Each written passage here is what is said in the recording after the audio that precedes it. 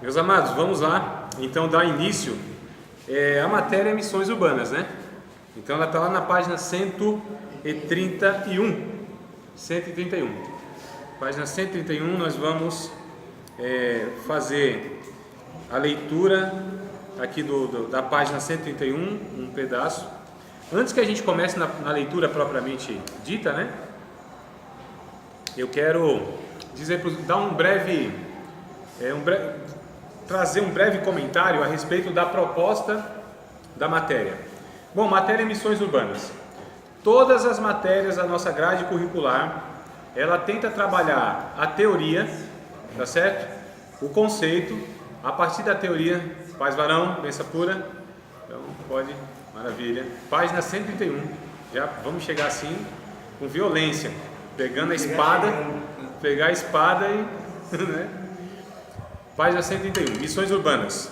Então, amados, todas as nossas matérias, eu pretendo sempre trazer uma base conceitual, uma base bíblica, uma base teórica, e a finalidade sempre é a gente aplicar isso na nossa vida, para que a gente não fique somente aquelas pessoas que entendem da teoria, mas que não pretendem, que não se esforçam, que não se engajam para pensar como que aquilo pode contribuir na nossa vida fora daqui, nas relações dentro de casa, onde trabalha, com a vizinhança, onde a gente for, né? Porque essa é a proposta do estudo bíblico, não é só dar compreensão apenas, é estimular para que a partir desse entendimento, paz minha amada, a partir desse entendimento a gente possa viver uma vida que honre a Deus, que glorifique a Deus. Tu tá se escondendo atrás de ali. Eu queria, não, ali, isso. É porque, né? Que é bom assim a gente ver todo mundo. Vai que fica cochilando aí, eu não percebo. Então, paz meu amado. Veja bem, missões urbanas. Então nós vamos ter pouco menos de conceitos e teorias nesse sentido mais teológico. E a gente vai tentar discutir, amados, e ver, lógico, biblicamente, como que nós, como igreja, uma igreja plantada, né, em uma localidade, pode contribuir, então, para esse bairro, para essa cidade, para esse país e para a vida das pessoas no âmbito social. E aí a gente vai tentar fazer o equilíbrio entre pregar o evangelho da salvação no anúncio para a eternidade, mas pregar todo o evangelho que também se preocupa com as pessoas enquanto aqui estão nas suas necessidades, nas suas demandas. E a gente sabe que é muito deficiente nas igrejas evangélicas, não é só no Brasil não, a proposta das igrejas evangélicas, infelizmente, por combater salvação pelas obras, amados, né? Então o evangelho combate isso. É contra essa ideia de que salvação é por um mérito humano, por obras. Isso é doutrina católica, isso é doutrina espírita, isso é doutrina de outras religiões, onde você faz as caridades, a filantropia, e isso vai acrescentando alguma coisa na salvação. Então, por combater isso, por outro lado, se desprezou também essa necessidade de a gente estar fazendo aquilo que Jesus ensinou, ou seja, o evangelho para os pobres. Não é que Jesus prefere os pobres, como diz a teologia latino-americana, né? Deus prefere os pobres. Não, Deus não prefere os pobres. Deus, ele só olha para a necessidade de todos. E é claro, se o pobre tem mais necessidade do que o rico, no sentido social, é claro que a gente precisa dar mais atenção para o pobre.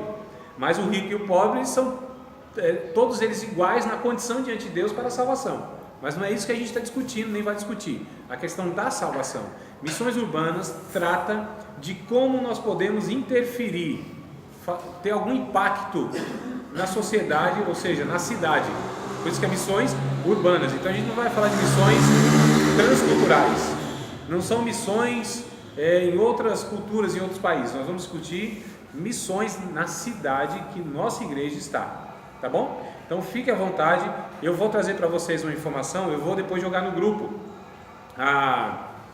um texto lá que vai resumir, que é na verdade a noção do que é esse Pacto de Lausanne. Então se vocês quiserem anotar, porque isso eu acho que não tem no livro, tá bom? Então eu vou trazer algumas informações para vocês que não está no livro, e aí eu aconselho que vocês anotem tudo, no caderno, no livro. Tem os espaços em branco aí, né? Nas páginas, anotem, tá bom? Perguntem, pesquisem, mas eu vou colocar para vocês no grupo lá o que é o Pacto de Lausanne. O Pacto de Lausanne aconteceu em 1974 na Suíça, na cidade de Lausanne, é por isso que é chamado de pacto, né? Pacto é acordo, pacto é acordo, um acordo que foi feito com, na verdade, 2.700 líderes que na ocasião eram líderes de expressões nos 150 países. Eu acho que deve ter 186 países no mundo todo, não sei se alguém tem essa informação, pode me ajudar. Mas parece que o mundo todo tem 186 países, tá? Nos 5 continentes, né? E aqui estavam representantes de 150 países. Então, olha só, quase todos os países tinham um representante, um líder de uma igreja evangélica, das mais diversas denominações. Eram líderes de expressões, ou pelo menos considerados naquela época, em 1974. E eles foram convidados, então, para estar participando desse congresso mundial. Aí decidiu-se, então, criar um comitê. Na verdade, foi criado um comitê das igrejas evangélicas no mundo, onde tinha esses representantes em vários países, né? Em quase todos os países. E aí, o que se decidiu lá é como que o evangelho deveria ser pregado. Qual que deveria ser, independente das denominações, independente da igreja tal, igreja tal, igreja tal. Mas qual seria o consenso? O que uma igreja denominada evangélica deveria pregar, né? Quais seriam os pontos principais? O que não poderia faltar naquela igreja como pregação? E aí decidiram isso, e depois eu passo para vocês aos pontos. Só que tem uma frase que resumiu tudo isso. E a frase é o seguinte: o evangelho todo a todos os homens em todos os lugares. Então decidiu-se, resumindo, que o evangelho deveria ser o evangelho todo a todos os homens, não é? Em todos os lugares. Então, evangelho todo. O que é evangelho todo?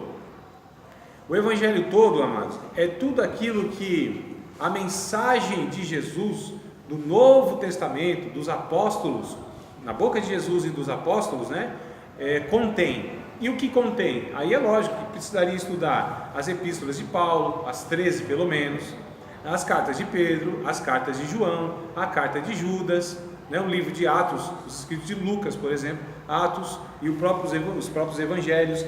Então, o que é o evangelho todo? O evangelho todo, eles concluíram nessa época, amados, e tinha 2 homens aqui que do século passado, talvez foram as 2 principais figuras de liderança evangélica do século, que foi Billy Graham. Vocês já ouviram falar em Billy Graham, né? Todos ou não? Sim ou não? Todos estão, que bom, coisa boa. Billy Graham, o grande evangelista. Então essa figura foi usado por Deus para pregar o evangelho no sentido salvífico. Você é pecador, que o evangelista faz isso, apenas isso. O evangelista que quer ensinar, que quer pastorear, que quer ser profeta, está equivocado, né? O evangelista tem a mensagem do evangelho. Você é pecador, existe um Salvador e ele é Jesus, ponto final. Essa é a mensagem do evangelista, mas não tem outra, né? E aí o que acontece? Tinha Billy Graham e tinha outro que era chamado de John, aliás, era chamado, ele está vivo. Está vivo? E agora? Quem é que sabe? O John Stott, está vivo, Maurício? Tu não sabe não? Não viu mais ele aí por aí não? Não, então não. Não, mas acho que o John Stott está vivo ainda. Parece que está. O John Stott é um teólogo. Então houve um equilíbrio aqui, né? Do líder evangelista e do líder teólogo, que é a preocupação, inclusive, o equilíbrio que se tem que ter em uma igreja. Ou seja, essa questão evangelística e essa questão de educação cristã, de ensino, de doutrina. Isso aqui deve ser o equilíbrio. Quando se tem uma mensagem só pendida para um lado ou pendida para o outro, então há uma desarmonia, um desequilíbrio, né? E isso é ruim. E a gente entende, amados, que Deus deu dons à igreja. Quando a igreja tem esses dons, ali as coisas fluem. Existe uma igreja saudável, existe uma igreja que a gente chama de intencional, ela tem rumo, ela tem proposta. Agora, quando falta esses dons, é bem complicado, porque liderança ali vai ser incompleta e deficiente. Nós vamos estudar uma matéria, alguns já estudaram, mas outros não. Nós vamos estudar sobre a igreja, a organização da igreja. eclesiologia, né? Então, formas de governar a igreja. Cada um tem o seu papel e a sua função na igreja. Em Efésios capítulo 4, verso 11, diz lá que Jesus deu uns para apóstolos, profetas, evangelistas, pastores e doutores. Deu isso para a igreja. Então, a igreja local, tendo, amados, esses 5 ministérios que a gente chama, ela com certeza vai ser uma igreja equilibrada, porque lá vai ter um apóstolo, ou seja, aquele que vai plantar a igreja, a gente chama de missionário. Esse é o apóstolo biblicamente falando, né? Fora os 12, estou falando do ministério apostólico. Então, o que é o apóstolo nesse caso? É o missionário, é o apostelo, é enviado o termo, né? Então, missionário. Então, a igreja tem um missionário, que tem um profeta. Quem é o profeta? O profeta é aquele que expõe a palavra de Deus de uma maneira até itinerante. Esse é o profeta, é o expositor bíblico. Não o profeta nos moldes do Antigo Testamento. Aí não. Esses profetas não existem mais. Do Antigo Testamento, estou dizendo. Tem o evangelista, que é esse que leva a igreja para fora das 4 paredes, né? Que vai buscar os perdidos lá fora, que promove, encabeça esses trabalhos evangelísticos. E aí tem o pastor, que é aquele que aconselha, que cuida, que acompanha, que convive com as pessoas, que acompanha essas pessoas nos seus momentos bons e ruins, que leva essas pessoas à maturidade. E tem o mestre, que é aquele de fato que trabalha as questões doutrinárias. Então, olha só, e aqui a gente está falando de uma igreja local, né? Quando há essas pessoas maduras dentro da igreja, não há vaidade de um para com o outro, cada um entende o seu papel, e todos entendem que estão ali como um dom de Deus dado à igreja, e a igreja não pertence a eles, e eles não têm direito de fazer o que querem com a igreja. Eu só estou tentando dizer aqui que a gente tem que ter um equilíbrio nas coisas. Esse pacto de Lausanne buscou esse equilíbrio. Então, o que é o evangelho todo? O evangelho todo, amados, é toda a mensagem e a ação, porque toda a mensagem tem que ter uma ação acompanhando ela, senão fica só em discurso, né?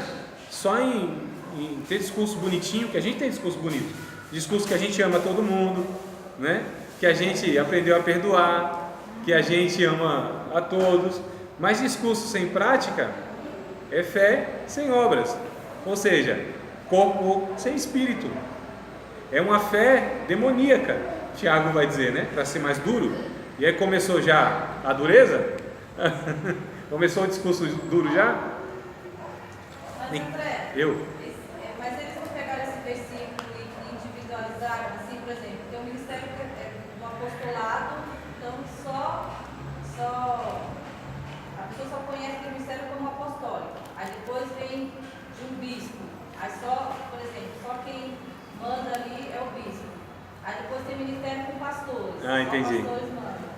Eu não vou. Não tem tudo isso num lugar só. Sim, eu não vou conseguir, Annalise, explicar tudo isso porque na matéria eclesiologia aí eu tenho mais condições. Mas rapidinho para falar. Por exemplo, biblicamente falando, amados, e às vezes eu sofro algumas questões assim de, como eu vou dizer, perseguição não, né? A gente é perseguido, coisa nenhuma, né, mano? Tá tudo tranquilo, né, mano? Em comparação com os nossos irmãos que sofrem aí. Mas eu sofro alguma incompreensão, vou dizer assim, de alguns irmãos e alguns líderes, quando eu digo a respeito desses termos biblicamente, porque assim, uma coisa eu falei, é o ensino, outra coisa é a prática. Então eu não sou responsável pela prática de um senhor ninguém.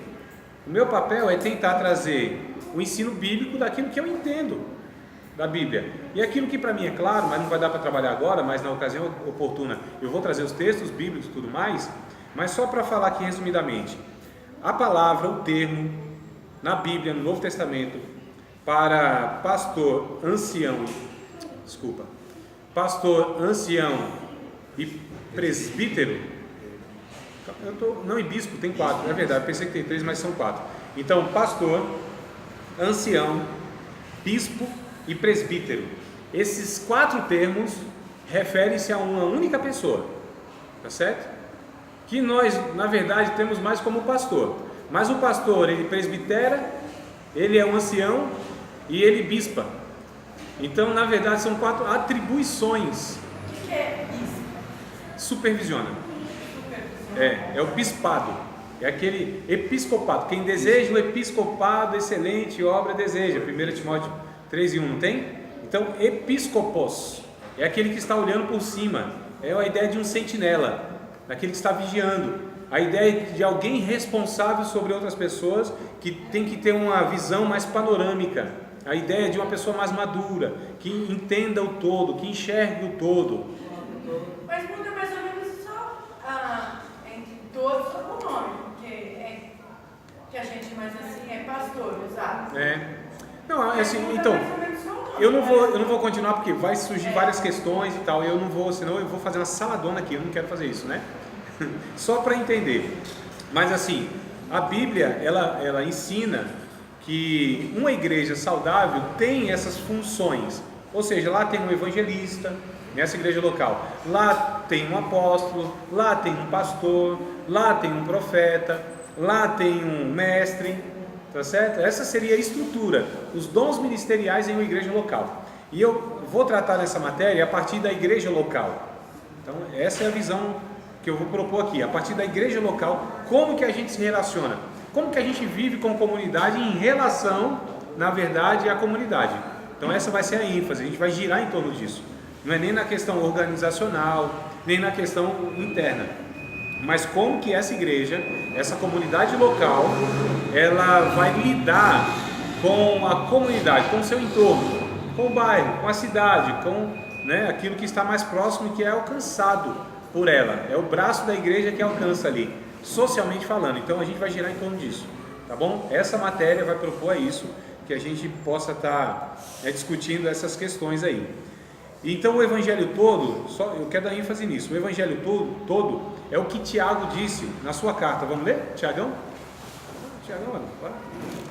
Tiago, capítulo de número, sei lá, vamos ver aqui, tem que achar também. Capítulo de número 2. Mano, é privilégio, né? Você que não toma cuidado não, que vamos ter que fazer igual o Tiago, né? Chamar os presbíteros da igreja para orar. Se ele tiver cometido algum pecado, eles vão ser perdoados. Tiago capítulo 2, amado. Eu acho interessante ler todo o texto para que a gente possa compreender. Capítulo 2, verso 14. Nós vamos ler o 14 até o 26, tá? Então, a gente veio disposto a ler a Bíblia, né? Vamos lá. Meus irmãos, ó como o Tiago é bem assim, pastoral e bem prático. Não tem esse negócio de, excelentíssimo fulano, doutor não sei das coisas. Tem uns irmãos que, se não chamar pelo título, você está perdido, né? Então aqui, olha que coisa boa. Olha que coisa familiar. Olha que coisa cristã. Olha que coisa saudável, amados. Meus irmãos, coisa boa, né? A gente ouvir isso, né? Dos irmãos, meus irmãos. E Jesus disse: eu não me envergonho de chamar vocês de irmãos. Coisa boa. Então, vamos lá. Meus irmãos, que aproveita se alguém disser que tem fé e não tiver as obras? Porventura a fé pode salvá-lo? Entenda que é a fé que Tiago diz aqui, não é essa fé que Paulo trata em Romanos, por exemplo, que quem salva é a fé e não as obras. A gente precisa entender que o que Paulo está combatendo é uma coisa e Tiago outra. São os dois soldados de Cristo combatendo contra dois inimigos diferentes. Porque se você estuda Romanos e Paulo dizendo, olha, as obras não, ninguém é salvo pelas obras e sim pela fé, Paulo está combatendo aquelas obras da lei, que você tinha que seguir a risca, tinha que cumprir, tinha que obedecer, e fazendo isso então você seria salvo. É isso que Paulo está dizendo. As obras não justificam ninguém, não justifica ninguém diante de Deus. Quando ele fala de fé, então é essa fé que recebe aquilo que Jesus fez, que foi o seu sacrifício. Tranquilo, Paulo, pensamento de Paulo. Agora de Tiago está combatendo, enquanto Paulo está combatendo os legalistas, quer dizer, aquele que queria viver pela lei, Tiago está combatendo os antinomianistas, aqueles que desprezavam também qualquer regra, tá certo? E que assim, as obras não... Eu creio em Jesus no meu coração, nessas pessoas, né? E assim, não, eu creio em Jesus, eu creio. Tá, mas que fé é essa que você tem? O que essa fé te faz fazer? Como essa fé te leva a viver nas relações? Essa é a questão de Tiago. Porque a fé na Bíblia, a fé para o judeu, por exemplo, e a fé no Novo Testamento é algo concreto, irmãos, não é algo místico. Não é um negócio assim, eu creio, vou fazer força.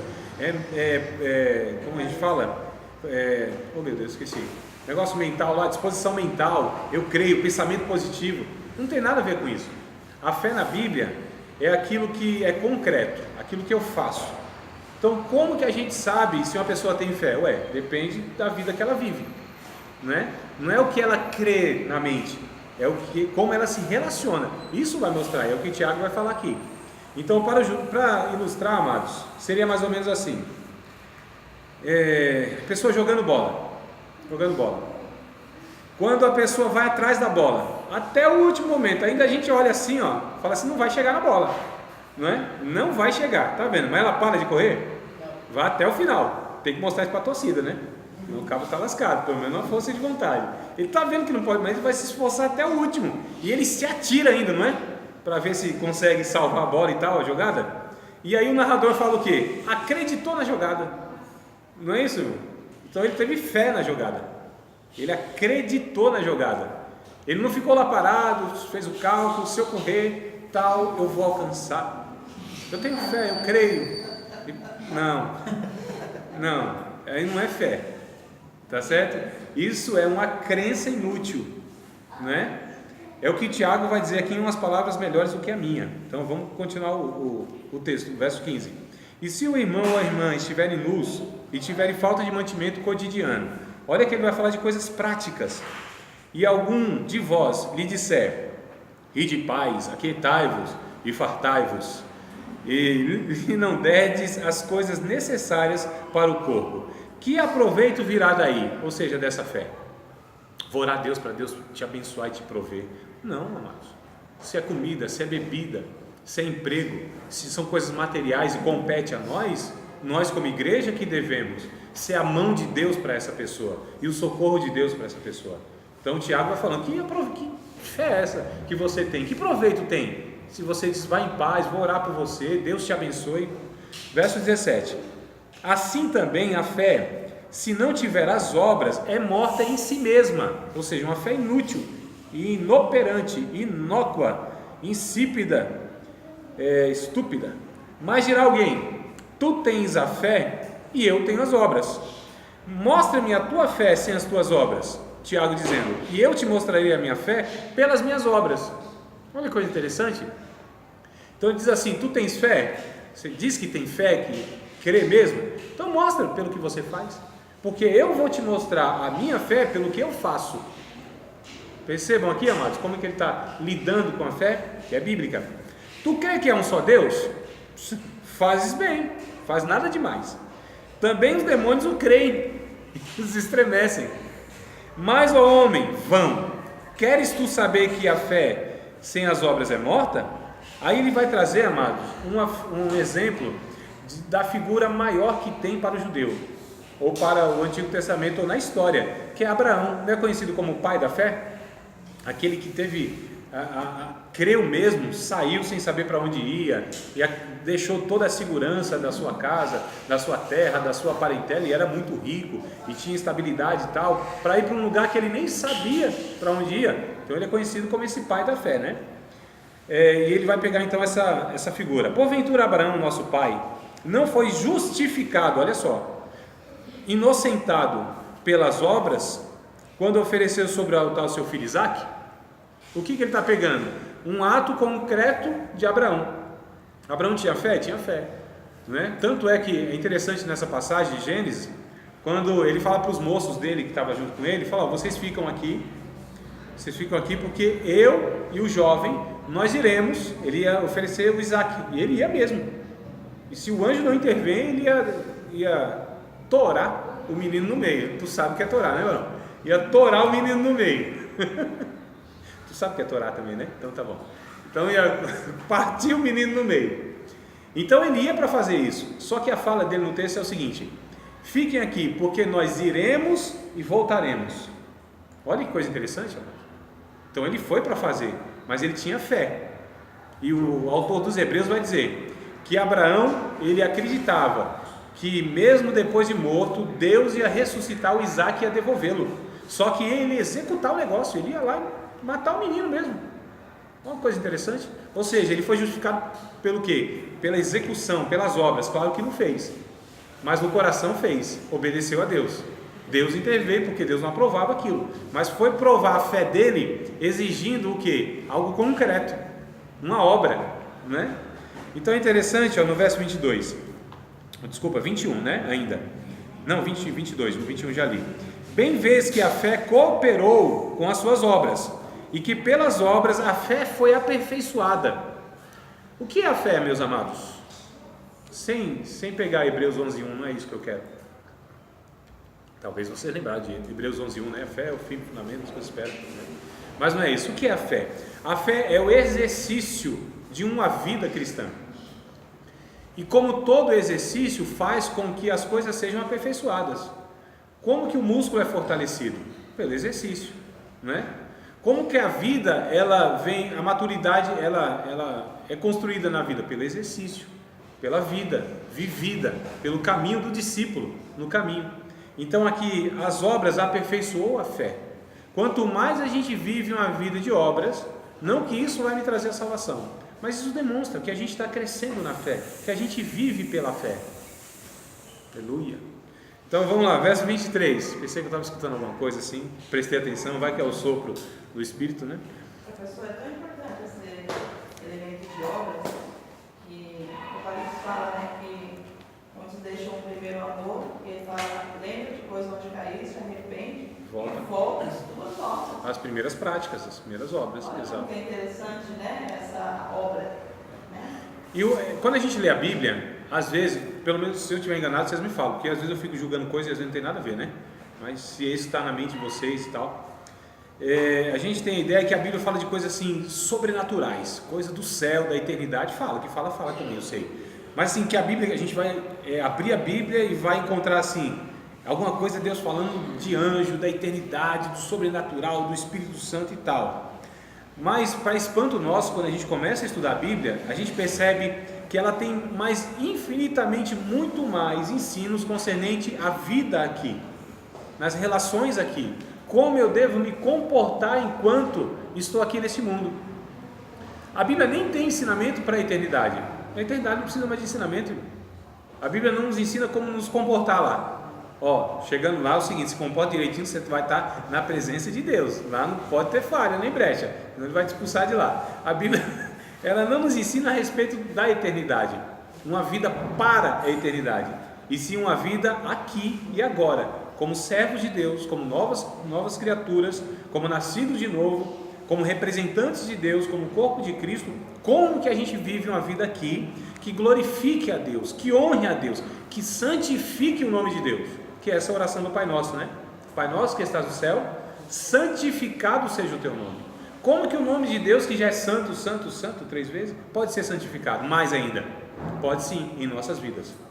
E esse é o ensino da oração de Jesus a respeito do Pai Nosso, que o nome de Cristo em nossas vidas seja santificado, que o nosso comportamento, o nosso estilo de vida, o nosso engajamento em prol de servir o ser humano, isso deve ser de tal maneira que o nome de Deus é santificado, é glorificado através de nós. Já lendo Mateus capítulo de número 5, verso 13 até o 16, e principalmente o 16, eu não vou perder o fio da meada não, volta aqui no verso 23 daqui a pouco, tá? Mateus capítulo 5, verso 13 até o 16. Eu acho que eu estou falando muito desse versículo, até já repeti aqui, que eu vou pregar ele, essa passagem, no final do mês, se Deus quiser.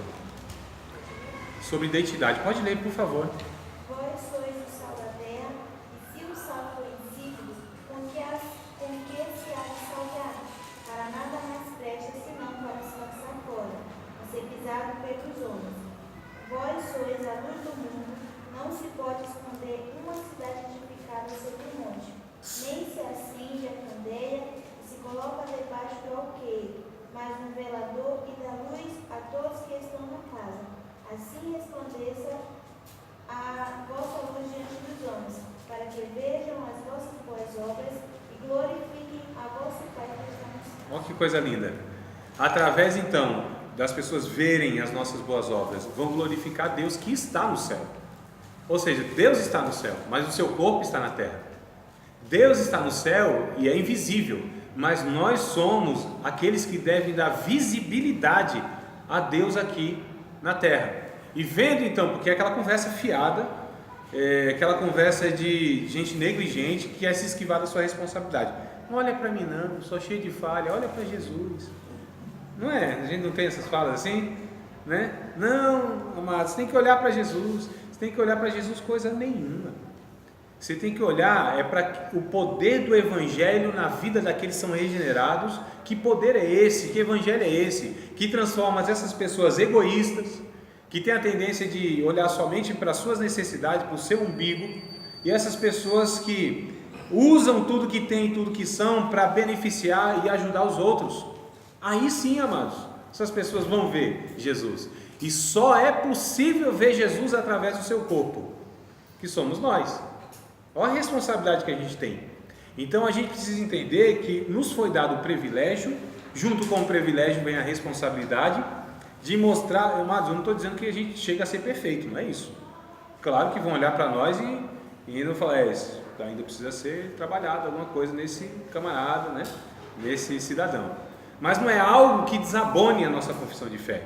Não é algo que traga escândalo, denunciando que a gente não vive aquilo que a gente fala. Porque a pergunta que alguns fazem para mim, André, você vive tudo que você ensina? Claro que não. Oxi, eu sou Jesus por acaso? Não. Lógico que eu não vivo tudo que eu ensino. Irmão, o que eu ensino é muito maior do que eu. O que eu ensino, as verdades, a vontade de Deus, ela é muito mais sublime do que eu, André, consigo viver.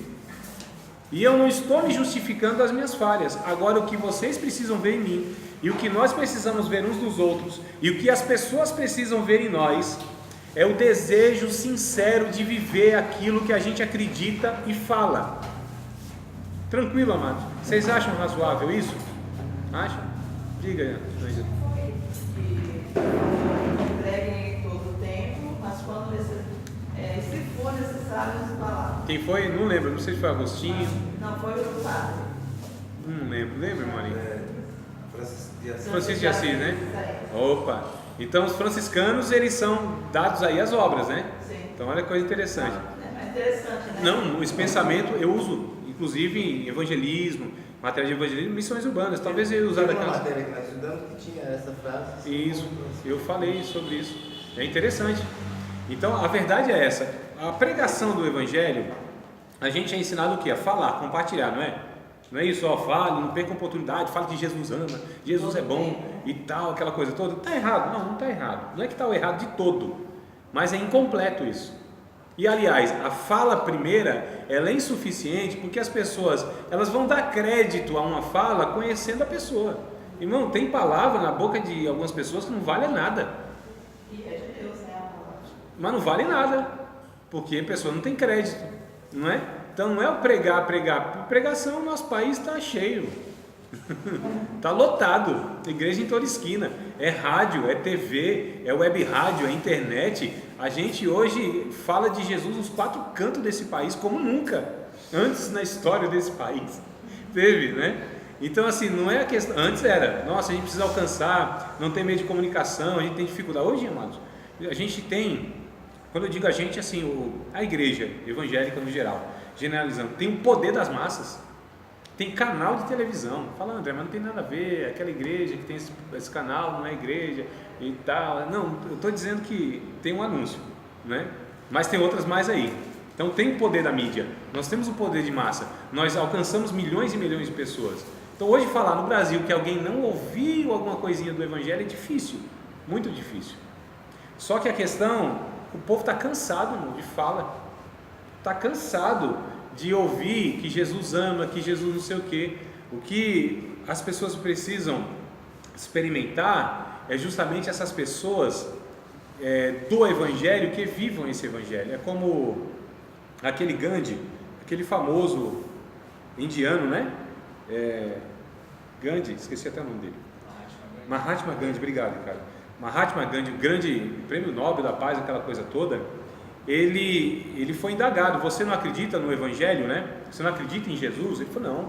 Ele estudou a Bíblia, inclusive. Ele falou assim: eu acredito piamente em Jesus, respeito Jesus, acredito nos Evangelhos, inclusive. Eu só não acredito nos evangélicos. Então, o que é a questão?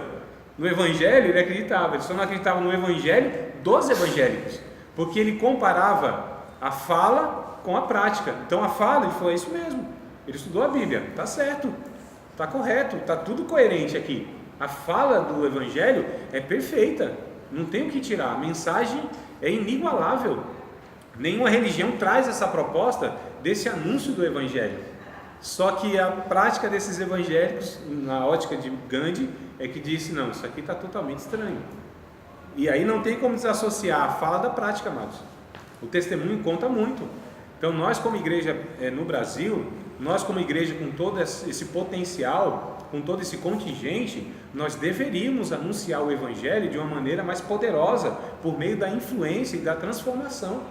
Não é possível que um país que tenha quase 1/4 da sua população, ou seja, a gente tem 204, 207 milhões de brasileiros, né?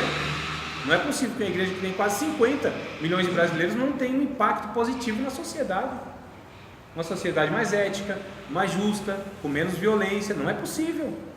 Isso está errado. A gente precisa analisar essas coisas, como que a prática da igreja nessa ação social está se dando ou não. E aí a gente precisa, então, nesse olhar todo, ou seja, o Evangelho todo, é isso que eu estou discutindo a primeira parte do Pacto de Lausanne, a frase, o Evangelho todo. Então o que é o Evangelho todo? É levar tudo o que o homem precisa, tudo o que o ser humano precisa à sua vida individual. E o que é o ser humano e o que o ser humano precisa? Ser salvo na alma? Que a gente tem essa ideia, né?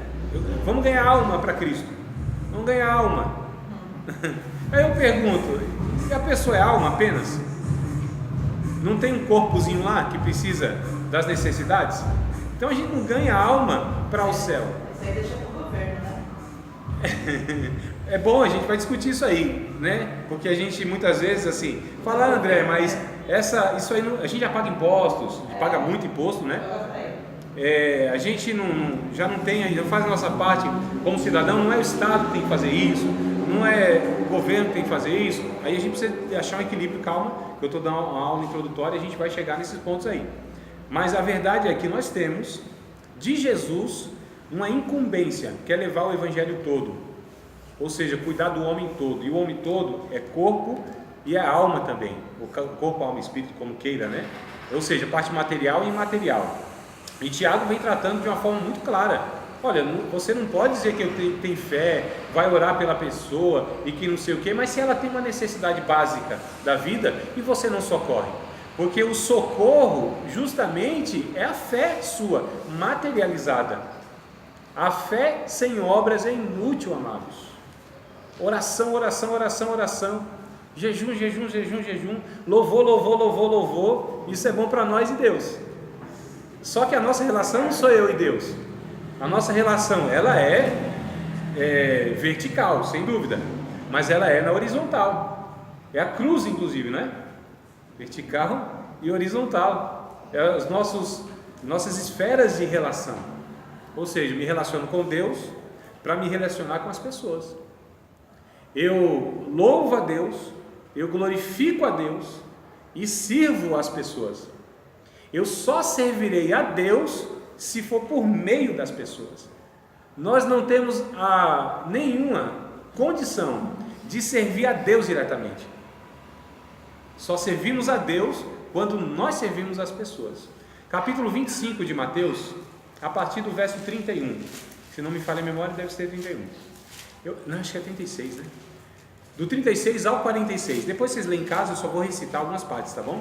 Mas anotem aí para ler em casa. Então, Mateus capítulo 25, verso de número 36 até o 46. Se não me falha a memória, vocês confirmam aí, depois anota para ler em casa. Onde Jesus ele conta aí uma espécie de parábola, dizendo que o reino de Deus seria mais ou menos assim: quando Deus ia separar os bodes das ovelhas. Então as ovelhas do lado direito, eu acho, né? E os bodes do lado esquerdo. Então, para os bodes, para as ovelhas, a palavra foi o seguinte: vinde benditos do meu Pai, possuí a terra que está preparada antes da fundação do mundo, porque eu tive sede, me deste de beber, tive fome, me deste de comer, estava nu e me vestiste, estava na prisão e foste me ver, estava enfermo e visitaste-me. Aí vão perguntar: Senhor, mas quando te vimos com sede e te demos de beber? Quando a gente viu o Senhor com fome e demos comida para o Senhor? Quando que o Senhor estava preso e nós fomos te ver? Quando o Senhor estava enfermo, na prisão, e a gente foi lá visitar? Quando isso? Quando te vimos nu e nós te demos roupa, te vestimos? Aí Jesus responde: quando fizeste a um desses meus pequeninos, a mim me fizeste. Então olha só, e o contrário é verdadeiro, ou seja, estava com sede, com fome, nu, na prisão, enfermo, não me deste água, nem comida, nem roupa, nem visitaste-me, nem me amparaste. Quando, Senhor, nós não fizemos isso? Que a gente estava lá na fidelidade enorme, contigo, adorando, sendo fiel, se abstendo da idolatria, não me prostituí, fui fiel à minha mulher, fiz tudo não sei o que e tal. Então, mas um monte de gente aí, que eram os meus pequeninos, que era oportunidade para você me servir através deles, me amar através deles. Porque tem outra coisa: ninguém ama a Deus sem amar o próximo, não, amado. Isso é impossível. Vamos ler o texto aqui de 1 João. Depois a gente volta em outro texto que eu estou me lembrando aqui. 1 João, olha que coisa interessante. Joãozinho, o apóstolo do amor, que vocês sabem que ele é bem suave nas palavras, né? Vocês já perceberam que ele é bem brando, assim, nas palavras, quando ele vai falar dessas coisas, né? Então, apóstolo do amor. Capítulo de número 3. Nossa. Vamos do 9. Do 9, que é para ficar mais sustância, irmão. Do 9. Mais sustância. Igual esse suco de goiaba, que está cremoso esse negócio. O primeira João, né? Capítulo 3. Do 9, Duval, tu quer ler? Lê para nós, irmão, até o 18. Assim, bem devagarzinho, compassado, respeitando ponto e vírgula. Vamos lá, Varão, por favor. Qualquer que é nascido de Deus não comete pecado, porque a sua semente permanece nele, e não pode pecar, porque é nascido de Deus. Nisto são manifestos os filhos de Deus e os filhos do diabo. Qualquer que não praticar a justiça e não amar o seu irmão, não é de Deus, porque está a mensagem que eu viste desde o princípio, que nos amemos uns aos outros, não como Caim, que era do maligno, e matou o seu irmão. E por que causa o matou? Porque as suas obras eram mais, e as de seus irmãos justas. Meus irmãos, não vos maravilheis se o mundo vos aborrecer. Nós sabemos que passamos da morte para a vida, porque amamos os irmãos. Quem não ama o seu irmão permanece na morte. Qualquer que aborrecer o seu irmão é homicida. E a vós sabeis que nenhum homicida tem permanente nele a vida eterna. Conhecemos, né, a caridade? Isso, 16. Conhecemos a caridade nisto, que é ele deu a sua vida por nós, e nos devemos dar a vida pelos irmãos. Quem, pois, tiver bens do mundo e vendo o seu irmão necessitado, lhe será o seu coração como estará nele a caridade de Deus. Meus filhos, não amemos da palavra, nem da língua, mas por obra e verdade. Obrigado, Varão. É até aí. Não precisa nem muita explicação, né, Márcio? Tá claro, não tá? Então, quem é nascido de Deus, quem nasceu de Deus, tem uma nova natureza, não permanece pecando, numa vida de pecado. E o que é manifesto?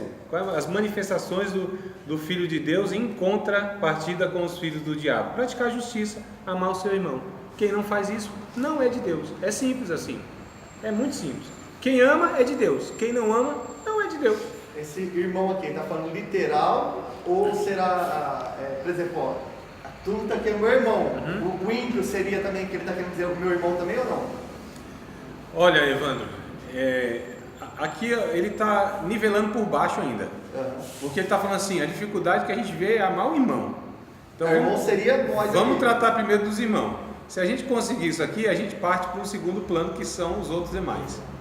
Mas é amar o ser humano. Não entenda irmão apenas como evangélico, apenas como da mesma profissão de fé. Amar é todo ser humano. Lembra lá do Mateus, capítulo de número 5 também, que a gente já leu? Jesus dizendo assim, ó, se teu inimigo ele te fizer mal, você tem que fazer bem, né? Se ele te caluniar, o teu inimigo. Então ele já está tratando inclusive não só daqueles que são da nossa família de fé, está falando de inimigo. Então ele diz para amar o inimigo, e aqui João diz para amar o irmão, ou seja, a gente tem que amar todos, indistintamente inclusive. Nós somos chamados para amar a humanidade, na verdade, não é só o irmão. Agora, se a gente não ama nem o irmão, que é o que o João está dizendo aqui, quem dirá os outros? E quem não cuida principalmente dos seus, negou a fé e é pior do que os infiéis. É o que ainda Paulo vai dizer, né? Acho que é 1 Timóteo capítulo 5, alguma coisa assim. Aqui ele está se relacionando, falando os irmãos de fé. Mas a Bíblia ensina, e outra passagem, que são todos, indistintamente. Então, nós devemos amar o ser humano. 5,15 fala sobre amar, deixa eu colocar aqui, tomem cuidado para que ninguém pague o mal com o mal, e pelo contrário, procurem em todas as ocasiões fazer o bem uns aos outros, porém aos que não são irmãos na fé. Ó, coisa boa. 1 Tessalonicenses 5 e 15. Ele também abrange não somente os irmãos na fé, entendeu? Porque já vi pessoas questionando a ajuda porque a pessoa não é crente. Eu falei, então esse não é Bíblia. Então ótimo, obrigado. Eu não lembrava desse texto não, devo ter lido em algum momento, não lembrava. Então eu acho que já contribui, né, Evandro, para o pensamento de que, e eu vou pegar outro texto ainda, só para dar mais uma basezinha, então para a gente ver se tem aí mais material, tá? Romanos capítulo de número 12, Romanos 12, versículo de número 9, eu estou com vontade de ler Bíblia hoje, viu? Vai até o 21, vamos lá, e esse eu quero ler, não vou nem dar oportunidade não, eu quero ser fominha aqui que eu quero ler, aqui. Se vocês me permitirem, claro, posso ler? Então tá bom, vamos lá. Capítulo de número 12 de Romanos, verso 9, diz assim, amados: o amor seja não fingido, aborrecei o mal, apegai-vos ao bem, amai-vos cordialmente, olha, com coração mesmo, uns aos outros, com todo o amor fraternal, preferindo-vos em honra uns aos outros. Não sejais vagarosos no cuidado, sede fervorosos no espírito, servindo o Senhor. Alegrai-vos na esperança, sede pacientes na tribulação, perseverai na oração. Comunicai com os santos nas suas necessidades. A palavra aqui, comunicai, não é apenas falar um para o outro. Vem de comunhão, de partilhar. Então, a ideia seria, e pode entender assim, não sei até se tem outra versão que ajuda isso aí. Seria, partilhem com os santos nas suas necessidades. Tá certo? Ou seja, reparta, dividir. Aí tá reparta, né? Ah, ainda bem que eu acertei. Então é isso aí mesmo, tá vendo? Não tá confirmando nada. Então, reparta, né? Porque a ideia de comunicar, a gente fala assim, fale um para o outro, né? Comunique, fale da sua necessidade. Mas o pessoal leva para esse lado. Ângela, não está errado de todo, porque de fato a Bíblia nos fala que a gente precisa compartilhar em dois sentidos. Compartilhar de falar, meu irmão, eu estou aqui com a necessidade. Porque tem duas questões aqui, viu? Tem gente que diz assim, eu sou humilde, eu ajudo as outras pessoas. Mas quando ela é para ser ajudada, ela não é humilde e não aceita. Orgulho, né? Orgulho, exatamente, né? Então tem uns irmãos assim, que ele resiste, irmão. Eu não tenho dificuldade nenhuma, já recebi cesta básica da igreja, já passei necessidade assim terrível, tremenda, coisa que não é fácil para um pai de família, um filho pequeno, mas eu louvei a Deus, eu falei, graças a Deus. Oxe, venha pra cá. Assim, mano, ainda tinha como fala, uma cartela de Danone em cima da tal da cesta básica. Eu falei, venha pra cá, meu irmão, venha, é providência de Deus, eu tô passando necessidade, dificuldade. Vai, orgulho, besta, irmão. Que bobagem é essa? É Deus aqui usando o cidadão para me abençoar e me socorrer, né? A gente faz isso com os outros, mas quando é para fazer com a gente? Será que a gente é humilde? Então a gente precisa prestar atenção nessas questões. Eu não tenho dificuldade nenhuma. Quantas vezes já estava lá, comi um ovo de manhã assim, de manhã não, na hora do almoço, né? Ovão, e é o que tinha, era ovo. 2 zóios de palhaço, era um só, não tinha nem dois. Era um só, assim, um disco voador. Assim, ó. Eu agradecendo a Deus. Jogar a farinha no olho, que eu nunca te olhando. Jogar terra nos olhos, né? E eu, grato a Deus, aquela prova, aquela luta, dificuldade, eu estou falando de um momento da vida entre outros, né? E aí, 6 horas da tarde, que a janta não tinha mistura para janta. Bateram na minha porta, trouxeram lá, acho que foi 1 quilo de picanha, velho. Tu acredita nisso? Falou assim, não, vim deixar aqui 1 quilo de picanha. Acredita, na minha porta assim, 1 quilo de picanha. Eu falei, louvado seja o nome do Senhor, venha para cá. Venha para cá. Não tem problema nenhum. Não tem problema, esse constrangimento, esse orgulho, essa soberba de não querer ser ajudado. Mas estão passando dificuldade, prova. A gente louva a Deus porque tem uma comunidade de fé que entende que todos devem passar as dificuldades junto. E que se eu tenho condição hoje, eu preciso ajudar o meu irmão que não tem condição, porque amanhã é ele me ajudando, e vice-versa. Bem-aventurado, disse o Paulo em Atos dos Apóstolos, mais bem-aventurada coisa é dar do que receber. Mas não é porque eu tenho para dar, porque tem alguns que pensam isso, né? É porque mais bem-aventurado porque eu tenho para dar. Não é. É porque não retém para si. Essa é a bem-aventurança. Eu não retenho para mim. Então, se eu entendo que Deus me deu bastante para mim e sobrou ainda mais, inclusive um lazerzinho, um sorvete num calor desse lascado, né? Um feriado prolongado que eu consegui ainda ir para a praia, que não vai ser o meu caso, só estou dando aqui uma hipótese. E além disso ainda, sobrou alguma coisa para ajudar alguém que eu sei que está precisando, amado, louvado seja Deus. Deus me convidou para um privilégio enorme de suprir a necessidade de alguma outra pessoa. Isso é dom de Deus, chama-se generosidade, amados. Compaixão.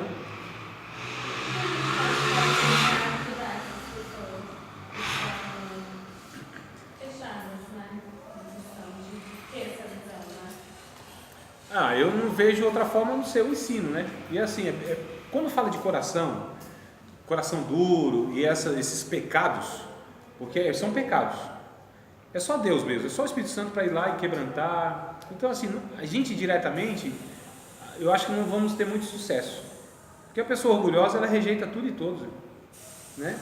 Às vezes até dificuldade não quebranta. Então é Deus, é ensinamento, é a palavra exposta. Quanto mais você tenta ajudar uma pessoa orgulhosa, pior é, você vira inimigo dela, inclusive. Ela te vê com maus olhos. É um negócio estranho, né? Porque às vezes você quer ajudar e a pessoa assim, o soberbo é complicado de lidar com o soberbo. Soberbo a gente olha. Ponto é o orgulho. Como eu posso dizer assim, suponhamos um exemplo, eu estou passando necessidade. Um exemplo, né? Eu vou orar ou eu vou pedir? Os dois.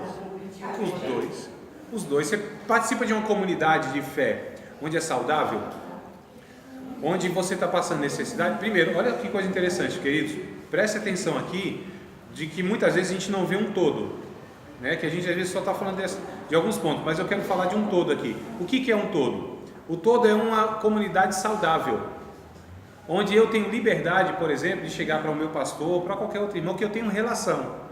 Então, na verdade, a gente vai percebendo que há várias falhas em um convívio de comunidade. Que falhas são? De relacionamento, de amizade. Para um amigo, eu não tenho constrangimento nenhum. Falou, Maria, eu estou passando necessidade aí, varão. Será que tem como você me socorrer? Quantas pessoas já chegaram para mim e falaram isso? Sabe por quê? Porque eu tenho relação. Agora, quem não tem relação, aí fica difícil. Aí fica aquele negócio meio estranho, né? Aquela coisa meio seca, meio constrangedora. Será que falo? Será que não falo? O que vai pensar? Então não tem relação. Então, assim, a gente está tratando até de uma questão mais superficial. O negócio é muito mais sério. É uma relação que não é saudável. E uma relação saudável para um irmão, para um amigo, como que eu não abro o coração? Como que eu não tenho essa liberdade de falar, meu irmão, eu estou na pindaíba lascada, o negócio está brabo aqui, me ajuda aí. Ué, irmão, quantas pessoas a gente já não teve essa relação? E eu ajudei, depois o outro me ajudou, e a vida é essa. Até que ponto? Não tem ponto nenhum. Se a pessoa não comunica, se a pessoa não fala, ela é orgulhosa. Não,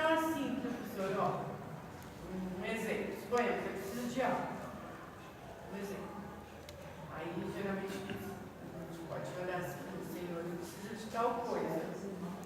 Mas não que eu seja orgulhosa, eu não quero pedir, eu quero trabalhar para obter. E se não dá? E se não tem? E se não pode? E é nessa circunstância que eu estou dizendo, irmã Cláudia. Entendeu? Não que chega a ser um orgulho, mas tipo assim... Não, mas eu estou entendendo. A vontade, é lógico que a gente tem que ter vontade de ganhar o nosso sustento. Isso. Sim, só deixa eu... Calma aí, Marquinhos, tu já entra com a pergunta. Lógico que eu estou falando numa condição extrema. Eu estou falando numa dificuldade que não tem o que se fazer. Na escassez, na prova, irmão. Nunca ninguém passou por esse trem, não é? Só eu, será? Na prova, na dificuldade. Eu preciso chegar para o meu pastor e falar: pastor, não estou conseguindo pagar aluguel, não tenho dinheiro para aluguel esse mês. Vou ser despejado. Eu preciso ter essa comunhão, essa liberdade. Pastor, tem um remédio aqui para comprar para meu filho, eu não tenho. Eu preciso ter esse relacionamento. Irmãos, nós estamos falando de uma comunidade de fé, pelo amor de Deus. Se a gente não serve nessas horas para socorrer uns aos outros, que biboca a gente está fazendo nessa vida e que essa história de igreja? Mas a igreja hoje em si, não, poucos.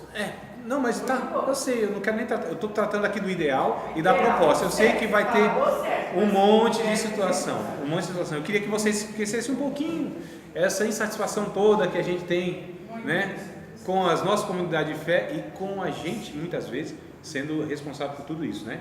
A gente precisa sempre ter cuidado, que a gente sempre vê, não estou falando de você diretamente, dentro dos irmãos aqui, mas a nossa preocupação sempre é essa, porque a gente é muito crítico. Eu, por exemplo, sou muito crítico, minhas aulas são muito críticas, e eu às vezes falo: meu Deus do céu, será que eu estou sendo assim hipócrita? Será que eu estou tacando pedra só nos outros, porque de repente o meu telhado é de vidro também? Então a gente precisa ter cuidado, amados, se nós em algum momento da vida também fazemos isso, né? Ô Marquinhos, diga aí, Varão.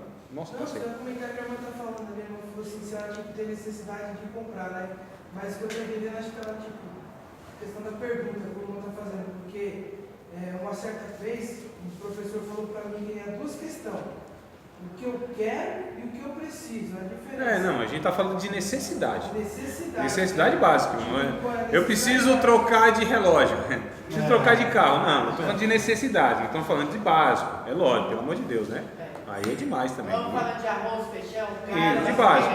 Então assim, e olha que a gente entrou aqui numa questão que é mais no âmbito interno. Eu estou tentando e a proposta é para que a gente saia. Se o negócio está feio aqui dentro, então a gente precisa dar mais atenção ainda e corrigir isso.